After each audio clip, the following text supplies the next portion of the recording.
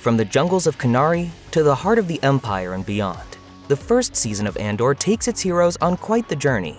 Now, with Season 2 on the horizon, we've got the only recap you need to get up to speed.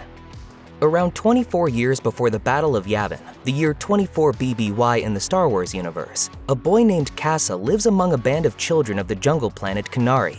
One day, Kassa, his sister Carrie, and the other Kenarians witness a starship crash near their village. They form a party to investigate, and Kassa is allowed to join, despite his relatively young age. The children discover one man dead near the wreckage, but another hasn't quite succumbed to whatever brought down the ship. He shoots and kills the leader of the group. The children retaliate, killing him with blowguns. After this, the children leave, but Kassa remains behind, intent on discovering the secrets of the starship. He ventures inside and is soon discovered by two scavengers, Marva Andor, her husband Clem, and their salvage assist unit, B2. I like your spirit, son. You just might not want to be here when they come to clean up. After a brief standoff with Kassa, the Andors realize that another ship is on the way to investigate the crash. Afraid of what the Republic might do to him when they find him, Marva sedates Kassa, and the scavengers take him on board their own ship. They escape Kenari, adopt the boy, and bring him to their home on Ferrix, where he takes the name Cassian Andor. In 5 BBY, Cassian travels to the planet Morlana 1 in search of his sister. He discovers that a woman from Kenari worked in a local brothel, so he heads to the leisure zone for more information. When he orders a drink and questions the hostess there, two corporate security guards from the Preox Morlana division make a fuss as they had been there first. Cassian doesn't get much information and leaves, but he's pursued by the men, who continue to accost him in the street. After attempting to fight back, Cassian accidentally kills one of them. He's not breathing. No. Furlough! He's faking. He's not! Realizing that he can't leave a witness to his crime, Cassian shoots the second corpo and flees Morlana. Soon after, Deputy Inspector Syril Khan launches an investigation, learning that a suspect in the killings had been asking about a woman from Kenari. Syril can find little information about the planet, but he's nonetheless determined to bring this murderer to justice. His analysts uncover Ferrix as a probable location for their suspect's next stop, and Syril issues an order to question any Kenarians on Ferrix. Cassian is safe for the moment though, as he has long claimed to be from the planet Fest. Returning to Ferrix, Cassian heads to meet with his friend Bix Colleen so she can help him move a stolen Imperial NS9 Starpath unit. You know how much that's worth? Yeah. Enough to get out of here. Lay low till things cool off. Bix is reluctant, but agrees to make contact with her buyer, with whom she communicates via a secret transmission unit. Meanwhile, Bix's lover, Tim Carlo, learns that corporate security is looking for a man from Kenari and grows suspicious of Cassian. Cassian goes to see Marva at her home and learns that he's being hunted by the Corpos. Things fall apart pretty quickly after that. When Cassian tells Bix the truth about what happened, Tim sees them talking and grows jealous, prompting him to report Cassian to the authorities. Despite orders to leave the matter alone, Syril organizes a unit of men to locate Cassian and take him into custody. Best of luck to us all. Meanwhile, Bix's contact, Luthen Rael, arrives on Ferrix and heads into town, ostensibly to purchase the contraband equipment in Cassian's possession. Cassian busies himself arranging transport off Ferrix as he knows there's little time before the law tracks him down. Syril arrives on Ferrix with a detachment of Corpos intent on finding Cassian, who's making his way to meet with Luthen. Syril and his men storm Marva's home, threatening her and B2, which draws the ire of the local population. That's what a reckoning sounds like. Cassian and Luthen meet inside an abandoned warehouse and discuss the origin of the Starpath unit. When Luthen questions Cassian about how he obtained the unit, Cassian admits that he simply walked into an Imperial base and stole it. Luthen explains that he's not really on Ferrix for the Starpath unit. He's here for Cassian, in whom he sees real potential as a rebel. Why would I go anywhere with you? Don't you want to fight these bastards for real? Before they can finish their conversation, however, they're interrupted by corporate security. A shootout ensues, forcing Cassian and Luthen to flee. Meanwhile, the security personnel kill Tim and cause a ruckus in town, which is made all the worse when Cassian and Luthen confront Syril and cause the deaths of multiple personnel. The whole operation is blown, leaving Syril to pick up the pieces as Cassian and Luthen make their escape. Luthen and Cassian leave Ferrix and head for the Aldhani system. As they travel through hyperspace, Luthen convinces Cassian to pull one over on the Empire by taking part in a heist he's been planning. Wouldn't you rather give it all at once to something real? Cassian accepts the mission for 200,000 credits, unknowingly taking his first step toward a greater fate. The target is the quarterly payroll for an entire Imperial sector. On Aldhani, Cassian takes the name Clem. He's introduced to Vel Sartha, who's in charge of the mission. Luthen sells Clem as a necessary asset to the team. We later learn that this is because Cassian can pilot the freighter they intend to use to leave Aldhani after the heist. Vel isn't pleased to take on someone she doesn't know so close to their mission, but ultimately agrees, and the pair embark on a journey to their camp in the depths of the Aldhani Highlands. When they arrive at the camp, Vel introduces Cassian to the rest of the team: Nemik, Skeen, Taramin, and Cinta. There's some distrust all around between these would-be revolutionaries, but Vel instructs the crew to make Clem feel welcome. Following the failed raid on Ferrix, Syril and his associates are fired by Imperial Security Bureau Supervisor Blevin. Blevin also uses the so-called Ferrix incident as impetus to enforce permanent Imperial control over the Morlana system. Dejected, Syril travels to Coruscant, where he's met by his mother, Edie Karn.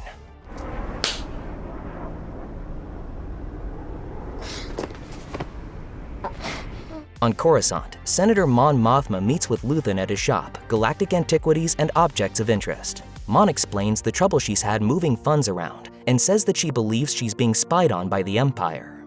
Luthen informs Mon about his new recruit, and it's clear that, despite some differences, the two trust one another. Later, at her home, Mon has trouble with her husband, Perrin, who apparently has no clue about Mon's rebellious activities. Must everything be boring and sad? Back on Aldhani, Cassian is introduced to Lieutenant Gorn, the team's inside man at the garrison. Gorn briefs him on an upcoming Dani ceremony called the Eye of Aldhani, where the local population converges on the site of the garrison to celebrate a beautiful cosmic event. They plan to infiltrate their target, steal the payroll, and escape beneath the cover of the Eye. At the ISB headquarters on Coruscant, Supervisor Dedra Meero attends a meeting to discuss the state of affairs in the galaxy. When Major Partagaz asks Supervisor Blevin about the Ferrix incident, Blevin mentions the involvement of an Imperial Starpath unit, piquing Dedra's interest. Dedra begins to uncover a galaxy-wide pattern of high-profile thefts of Imperial equipment. This leads her to believe she should have jurisdiction over the case, butting heads with Blevin. You fall here, you fall alone. Meanwhile, on Aldhani, Nemik attempts to plant the seeds of rebellion in Cassian's mind, revealing that he has written an anti-imperialist manifesto called The Trail of Political Consciousness. The pace of repression outstrips our ability to understand it, and that is the real trick of the Imperial thought machine. It's easier to hide behind 40 atrocities than a single incident. Nemik's work will one day help form the basis of the Rebel Alliance. Supervisor Blevin travels to Ferrix, where he takes personal control of the system. To do so, he has his men clear the damage left after the Ferrix incident, establishing an Imperial presence in the heart of the town. Blevin also orders an ISB headquarters to be established at the local hotel. At his mother's home on Coruscant, Syril's prospects are grim, as the Ferrix incident has marred his reputation. Edie offers to bring in the help of the enigmatic Uncle Harlow, who could find him a job somewhere in the Empire. Elsewhere, Mon has trouble at home, as her lean towards anti-imperialism in the Senate is causing a rift between herself and her family. On Aldhani, the team trains for their mission, while Lieutenant Gorn works at the garrison to undermine his fellow Imperials. Around the same time, Dedra's analyst uncovers a string of thefts on Kessel, Jakku, and other notable locations elsewhere in the Empire. As the team on Aldhani prepares for their mission, Skeen grows wary of Cassian's motives and confronts him. I've topped out on questions, Vel. I have reached my limit. Vel steps in as Cassian reveals that, unlike the others, he's only in the job for the money. After some discussion, the team agrees to continue with the mission and head for the Aldhani garrison, where Commandant Bihaz prepares his men for the Eye of Aldhani. The Commandant loathes both the ceremony and the Dani people, but is keen to show the Eye to a visiting Imperial engineer. Outside the base, the team arrives and lights a fire to signal Lieutenant Gorn. Vel cedes command of the infiltration to Taramin and leaves with Cinta, promising to reunite after the heist. On Coruscant, Luthen sits in his shop, awaiting news from his transmitter. He's growing impatient and concerned about the mission. To his assistant, Clea, he also expresses his doubts about having recruited Cassian. The thief, Andor. I wasn't careful. You wanted this to happen. This is what it took. Clea tells him there's nothing they can do but rest and wait until tomorrow. The Eye of Aldhani begins, offering the distraction the team needs to infiltrate the Imperial garrison. They make it inside and take the Commandant and his family hostage without alerting any guards. The rebels force the Commandant to take them to the vault, where they find a massive stash of credits and the waiting freighter. They enter without bloodshed and force the soldiers inside to load the money. Let's go! Meanwhile, a soldier named Kimsey overhears a suspicious transmission and heads down into the base to investigate. His men disrupt the heist as it's happening and a gunfight breaks out. TIE fighters from a nearby airbase scramble into action as the Commandant collapses from exertion. Kimsey kills Gorn and is killed in turn by Cassian, who makes it into the freighter's cockpit. Terramin is taken out by another soldier, while Nemik is crushed by a stack of credits as Cassian pilots the craft into the sky. With the help of a stimulant, Nemik remains conscious long enough to guide Cassian out of the eye. Climb! The rebels are pursued by TIE fighters, but finally manage to escape through the eye and make it to their rendezvous location. News of the heist reaches Luthen, who laughs joyfully in the back of his shop. Meanwhile, the team arrives at the moon of Fresno, where a doctor treats Nemik, but to no avail. Outside, Cassian and Skeen discuss the huge fortune they've acquired. Skeen suggests they split the money and run for the hills. Cassian's opinion? Cassian reveals Skeen's treachery to Vel before leaving the planet. At Vel's insistence, he takes Nemik's manifesto with him. On Coruscant, the Empire is reeling over the theft, which has become priority number 1 for the ISB. Major Partagaz holds an emergency meeting and orders the drafting of retaliation plans by that evening. At the Senate, Mon attempts to urge her fellow politicians to investigate an Imperial blockade of the planet Gorman, but she's ignored as the other senators learn of the heist and leave.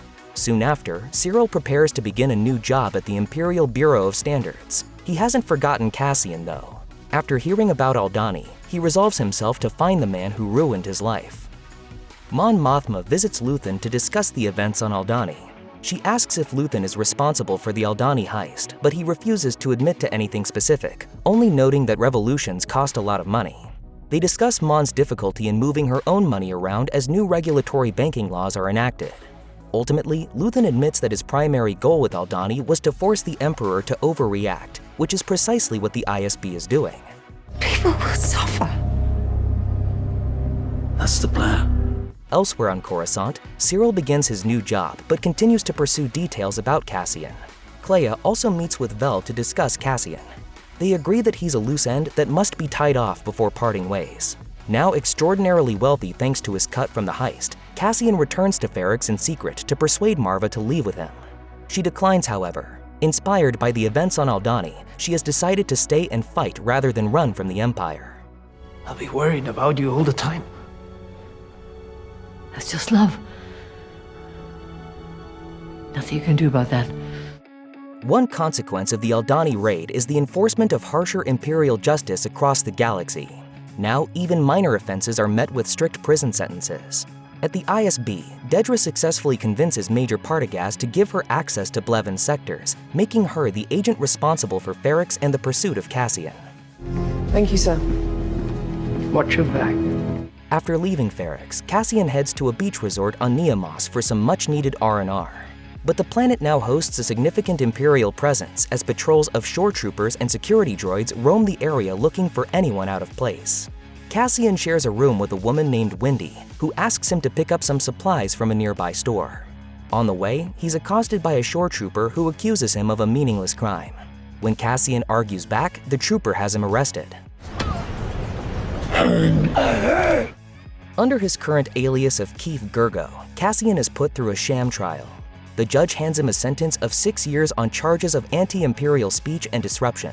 Cassian is quickly processed and boards a transport where he and the other prisoners are told to remove their shoes. They arrive at a prison on Narkina 5, which is situated out in the ocean, far from shore. Back on Coruscant, Dedra interrogates Syril for his persistent interest in Cassian. Although Syril proves cooperative and offers the ISB his services, Dedra refuses to take him on. Raise the alarm one more time, and it won't be me you're speaking to. On Narkina 5, Cassian is given a demonstration of Imperial control over the prison. Essentially, the guards control the inmates using electricity conducted through the floor of the facility. Anytime the guards wish, they can shock the inmates through the floor, lethally if need be. Later, Cassian meets Kina Loy, the manager of his floor unit, who instructs him in the one task the prisoners carry out: building parts for a mysterious machine. On Coruscant, Mon puts up a front while secretly working to undermine the Emperor as best she can. She continues to have difficulties accessing her finances without scrutiny, so she meets with her friend, Tay Kolma, who advises her on these issues. Not everything's tucked away. We'll find a way to explain it. So we've given up on hiding it? How much are we worrying about? 400,000. Mon also meets with like-minded senators to discuss the Public Order Resentencing Directive, the law used to imprison citizens for minor or perceived offenses.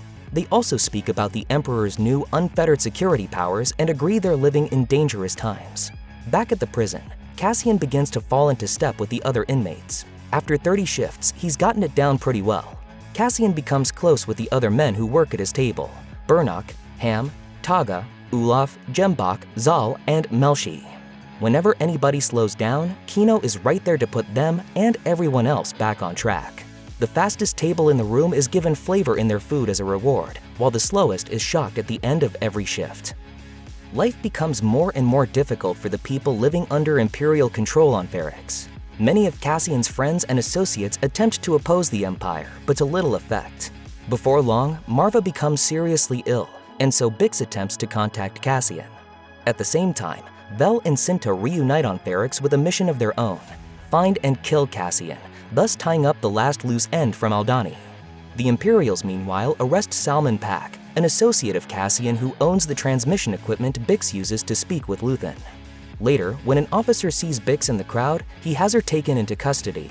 At the prison, a man takes his own life by stepping onto the lethal floor.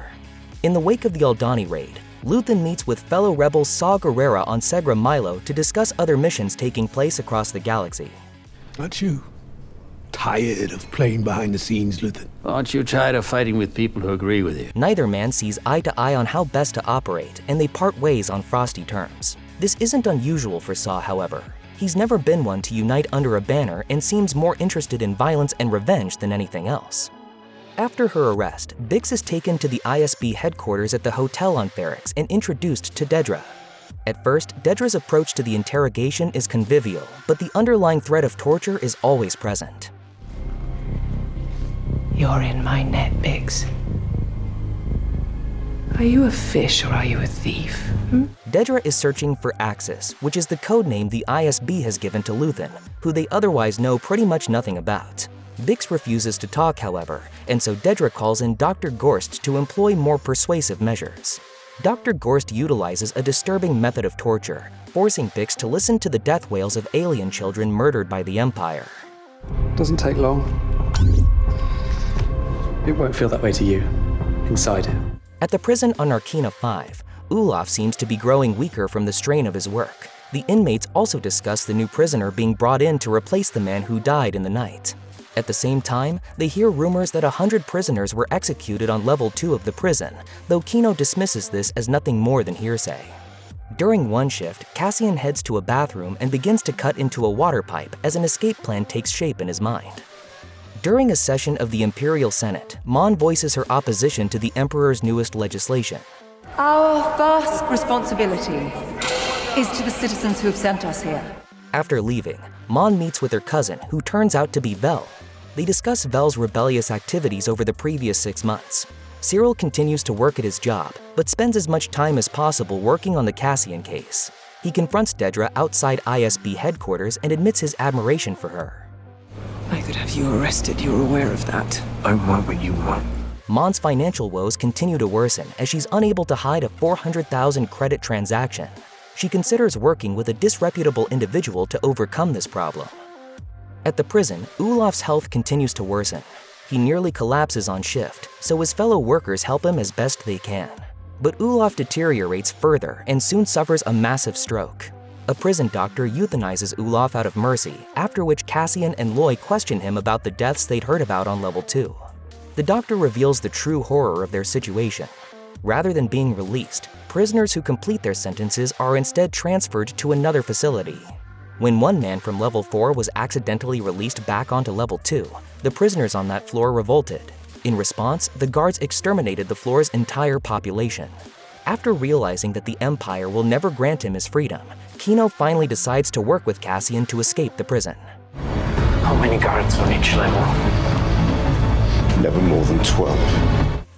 Cassian, Kino, and the other prisoners decide to escape the following day when a new man is brought in to replace Ulaf. The rumors are true. They're not letting us go. Ever. There are only a dozen guards on each floor, while there are 5,000 men trapped inside the facility, never to be released. Cassian also notes that whatever the Empire has them manufacturing must be important, though nobody knows what the components are for.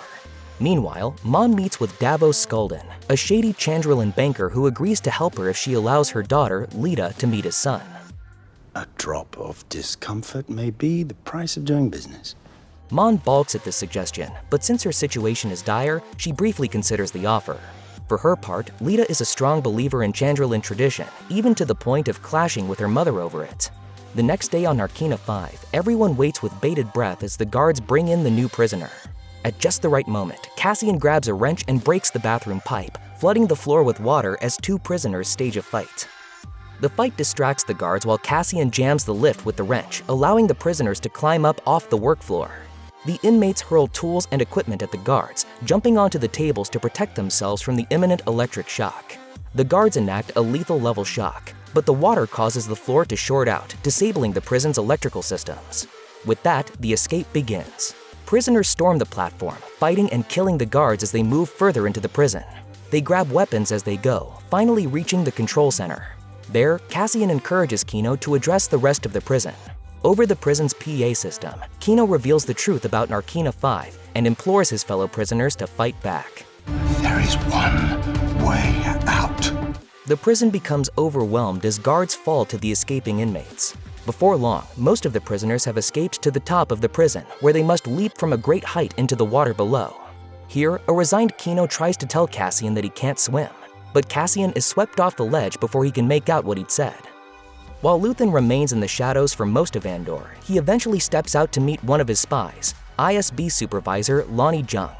During their clandestine meeting, Lonnie warns Luthen about Dedra's obsession with finding axes.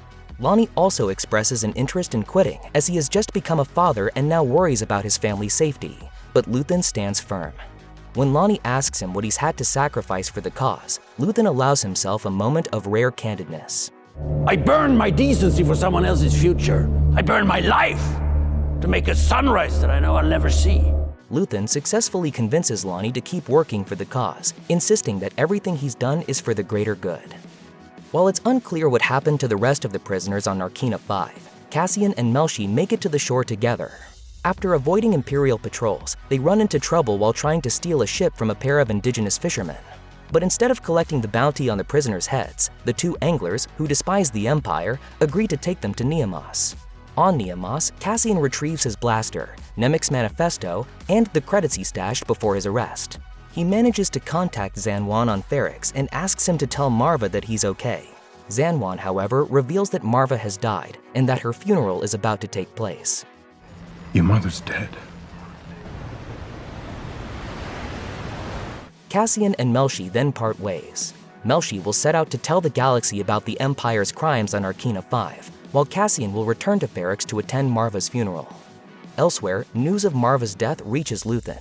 He leaves to meet with Saw once more and is nearly captured by an Imperial cruiser, but manages to escape, destroying a number of TIE fighters before escaping into hyperspace. By the time Cassian arrives on Ferrix, the planet has been placed under martial law. The ISB has fully entrenched itself within the system and rules without mercy. As a member of a group known as the Daughters of Ferrix, Marva commanded a great deal of respect among the population, and so Dedra knows the whole community will emerge to celebrate her life. As Cassian learns of Bix's capture, Dedra pulls her forces back and prepares to set a trap. I want him taken alive. I want that message passed along the line, clearly. Meanwhile, back on Coruscant, Mon finds a temporary solution to her financial woes. She makes a point of blaming her husband's gambling problem for the missing 400,000 credits, knowing that her driver will report this back to the ISB. On Ferrix, Cassian storms the hotel and saves Bix as the funeral commences. Syril also returns to Ferrix in his pursuit of Cassian, and the situation heats up as B2 reaches the center of town at the head of the funeral procession. Once in place, he begins to play a holomessage recorded by Marva prior to her death. Ever the rebel, Marva uses her words to inspire and lift the people she left behind, speaking truth to the power of the Empire. There is a darkness reaching like rust into everything around us. Marva expresses her regrets about allowing evil to fester for so long, and says that if she could do it all again, she'd wake up early and battle the Empire from the start. She ends her message with a final call to arms. Fight the Empire! When the Imperials attempt to shut down Marva's message, a full-blown riot erupts, one that takes pretty much everybody by surprise. Fighters on both sides fall as the fight intensifies. Even Dedra is nearly killed by protesters before being saved by Syril at the last moment. The riot provides cover for Cassian to escape, and he says goodbye to his friends before making his way to Luthen's shuttle. There, Cassian gives Luthen a fateful ultimatum. Kill me. Or take me in. Finally, in the show's post-credits scene, we learn what Cassian and his fellow prisoners were building on Narkina 5, components for the construction of the Death Star.